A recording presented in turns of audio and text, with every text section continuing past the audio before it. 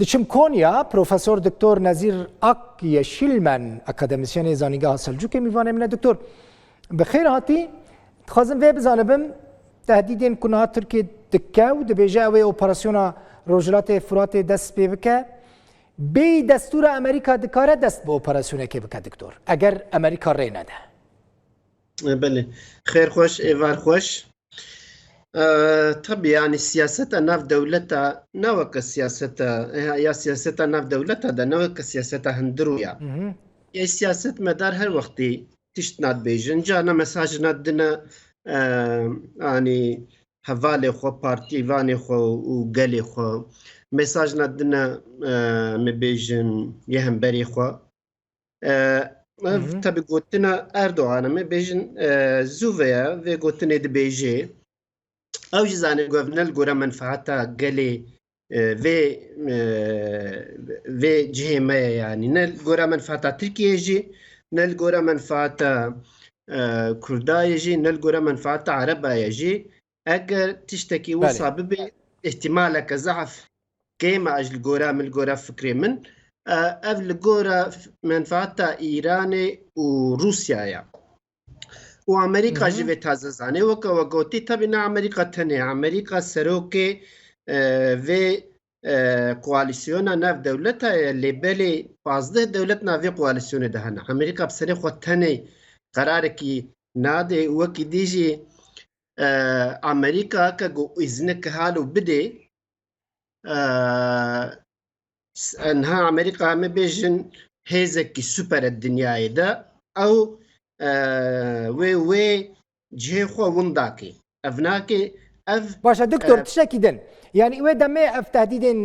سركومار تركيا رجب طيب اردوغان جبو چنه مادام امريكا اشارتا كسك لمبا كسك ندايا تركيا يعني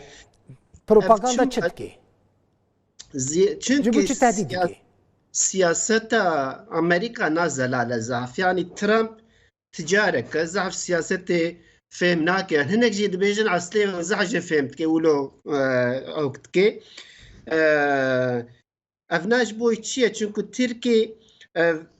نافچه آرام هي ولو تخوازه گو فره بكي أمريكا جي إذنه ناده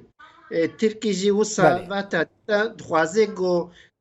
في نافچه فره بكي دبي كامل تشتكي هالو ستينن ناستينن وكي دي شفي دي يعني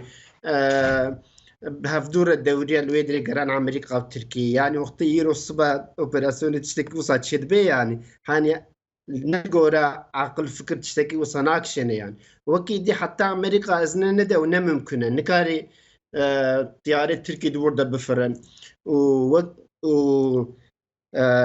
أمي بيجن ترامب هكا سياستا وينا زلال جيبي لبر سیاستا پنتاگون زحف زلاله ده جارا جگوتیا اپراسیون که حالو نباشه انجام ویش تکسیره نباش بن جبلا وصا يعني طبيعي تشتكيدن من خواست بزانبم دكتور دباكو امريكا مثلا روزنامه که ایرو دنشرا بولتنا مدابو روزنامه که امریکی دنویسینه اگر ترکیه ده ایرشین خدا جدی با يعني اگر گهیشتو نزیک بو ایرش بکه دباكو امريكا هنا كيزين خوش سرسينور يعني سوريا بكشينا ممكنه افيك؟ انا ممكنه الجورامن شما انا ممكنه يعني وول ستريت جانا هناك يجي روزنامه وسا رياستكن جانا تام ترسويجي دنفيسن او الجورا تشناد بيزن ام تشناد فازن جو ديزاين بكن الجورا فكري خو فادنفيسن چنكو وقتی امریکا جورده که و امریکا جوی حرم توی و یعنی و تحکم خو خلاص کی وکی دی تکس متفق امریکا باوریا و بینای افنگو مثلا آنی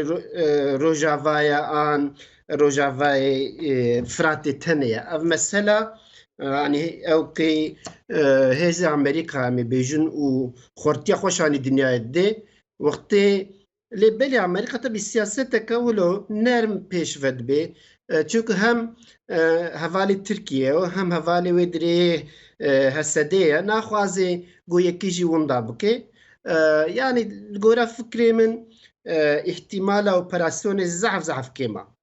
تشتكي وصاجي بين الجورا منفعتات كسيه انها الشر باشا دكتور پرسا داویه بکم کردین روجاوای کردستان دکارن چی بکن جبوکو ریل بروان تهدیدان وره گرتن يعني طبعا انها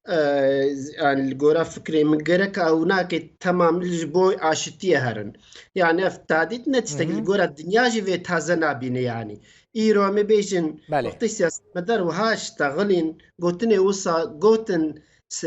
اني برستيجا خود دنا خويد دينن اساس تكي رجنات تشتكي باش اردوغان رجنا باش اللي بالي او يجو فكر دنا عقل دنا ده او ناك بلكي بلان نوادي هنا يعني افناكي وكم قوتيد نفس سياسة نف دولتا دنا وكيا هندرويا حتى صبيون كارن بيشتغل اللي اصلا كيف فرط بأو قرار الدي